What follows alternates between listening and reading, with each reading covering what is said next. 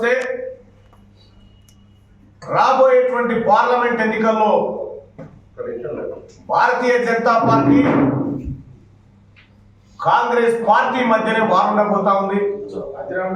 ఇక ఢిల్లీలో మేము ఏదో చేస్తాం, ఈసారి ఢిల్లీ పోయి చక్రాలు తిప్పుతాం, పోయినసారి కూడా సారు కారు 16 ఢిల్లీలో సర్కారు ఈ నినాదం పెడితే ఇక ఢిల్లీకి పోయిన 9 మంది ఏం చేశారో మీ అందరికీ తెలుసు.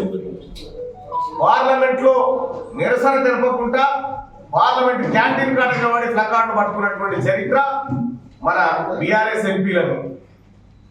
ఇప్పుడు మళ్ళీ తెలంగాణ రాష్ట్రానికి బీఆర్ఎస్ పార్టీ ఢిల్లీలో రక్ష అనేటువంటి మాయమాటలు చెప్తా ఉన్నది బీఆర్ఎస్ పార్టీ. బీఆర్ఎస్ పార్టీని తెలంగాణ రాష్ట్రంలో ఏ ఒక్కరూ నమ్మడం లేదు. బీఆర్ఎస్ పార్టీ ఇప్పుడు వెండి చెంచాతో నీళ్లు తాగే పరిస్థితిలో ఉంది. దింపుడు గల్లే ఆశ కాడ చూస్తా ఉన్నారు.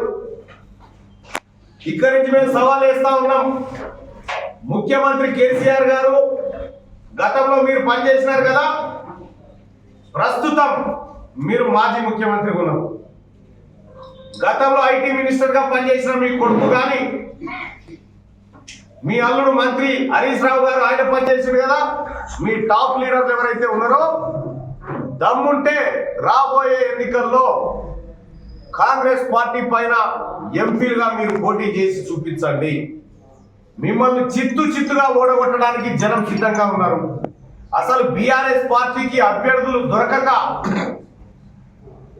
ఎవరిని పెట్టాలో అర్థం కాక భారతీయ జనతా పార్టీని ఎట్లా గెలిపించాలని రెండో ఆప్షన్ ఎంచుకున్నట్టుగా కనిపిస్తా ఉంది. కేసీఆర్ తలకిందులుగా తపస్సు చేసిన భారత రాష్ట్ర సమితి భారతీయ జనతా పార్టీ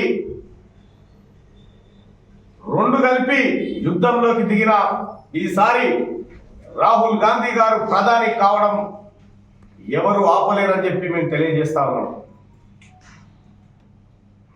కల్వకుంట్ల చంద్రశేఖరరావు గారు దళితులను మోసగించి దళిత ముఖ్యమంత్రిని చేస్తా అని చెప్పి ఆయనే సీఎంగా చెలామణయ్యాడు. కానీ కాంగ్రెస్ పార్టీ అధికారంలోకి వచ్చి ఒక దళిత బిడ్డను స్పీకర్ స్థానంలో కూర్చోబెట్టిన దరిమిలా ఇవాళ కేసీఆర్ గారు ఆ స్పీకర్ ముంగట ప్రమాణ స్వీకారం చేయబోతా ఉన్నాడు ఎమ్మెల్యేగా. అంటే కాంగ్రెస్ పార్టీ ఒక దళిత బిడ్డకు అత్యున్నత స్థానం ఇచ్చి గౌరవించుకుంటే ఆ స్థానం ముంగట చేతులు కట్టి నిలబడి ప్రమాణం చేసే పరిస్థితి కేసీఆర్ తీసుకొచ్చింది కాంగ్రెస్ పార్టీ.